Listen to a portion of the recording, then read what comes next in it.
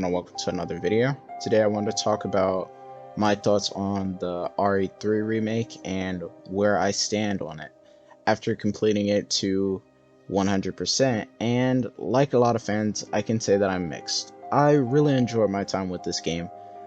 Some bits more so than RE2, and I can most definitely say I enjoy speedrunning this game mainly because of it doesn't require you to be spot on like RE2 speedruns, but I don't think this game is a good remake. It's definitely more of its own thing than Resident Evil 3, and that's not a bad thing. I just think that it definitely set a different standard that none of us were really expecting.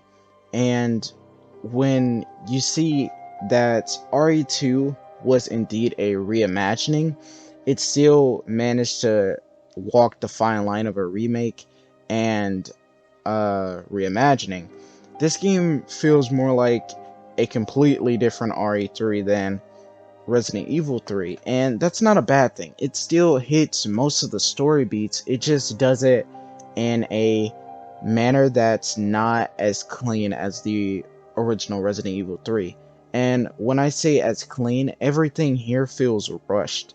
For example, everything happens back to back. From the moment Jill leaves her apartment, the story is on constant go. And I understand that's supposed to be the point of Nemesis. Nemesis is supposed to be this constant threat. But Nemesis doesn't even make an appearance for like 2 hours when you're playing as Jill and Carlos, which is a really bad thing. And when you see Nemesis in game, he's just not terrifying. He's not as scary or as intimidating as he is in the original RE3, which is a big letdown. This felt more like an action movie than anything else, and Resident Evil 3 wasn't scary.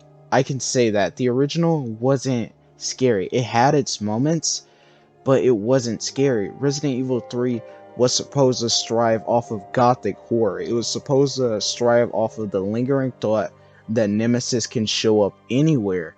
But when you see Nemesis in this game, you know where he's going to be. They lead you on to make it too obvious, and the one time that he's given the ability to wander around and actually stalk you, it only lasts for literally a minute, which is a big letdown considering that Jack in RE7 and Mr. X in RE2 were both given the ability to hunt down the player even if they were just exploring. You aren't given that luxury in this game. You aren't really allowed to experiment with Nemesis, especially when he's weaker than Mr. X. From what I remember, I don't remember X going down with one grenade. Nemesis does, and he's really good on higher difficulties like Inferno and Nightmare, but the problem with those modes is no one's gonna play hardcore just to unlock those. I started on hardcore, and on my first run I was extremely bored with the game. I was ready for this game to be over, because by the time you hit the middle point, it doesn't feel like the RE3 that we were expecting. And I think once you stop looking at this game as a Resident Evil 3 remake, it's a good game, but as a remake it fails in almost every aspect, even compared to the original. And it sucks knowing that this game will also be similar to the original and living in Resident Evil 2's shadow. And speaking of shadows, Carlos was kind of this side character in the original 3. They tried so hard to make him a main character in this game, which I don't hate. I like this Carlos. The problem with Carlos in this game is that he has more screen time or play time than Jill in this game, which is borderline ridiculous to me because this is Jill's solo outing. She's supposed to be the leader here.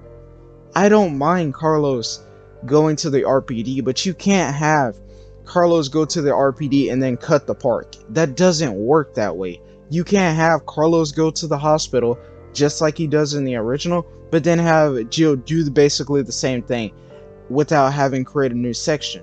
You basically gave Jill leftovers instead of giving her her own ability to roam around. And this Jill is great when she's not being a douchebag.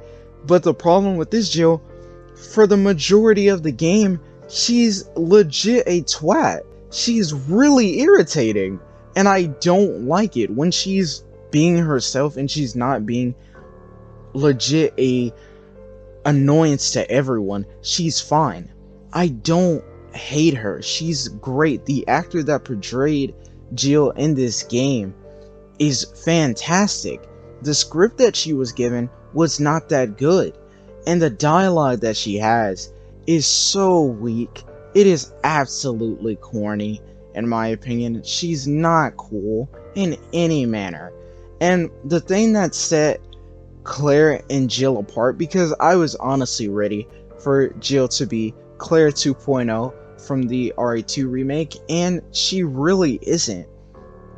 Jill here is more of basically Leon from RE6. It feels like Leon's campaign from 6.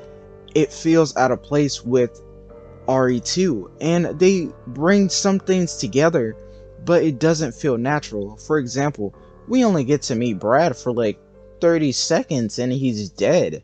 He doesn't even get mutilated like Nemesis did him in the original, which was what made Brad a, significant figure. The guy that left you in RE1 finally got what's coming to you, but in return, they showed you just how menacing Nemesis was.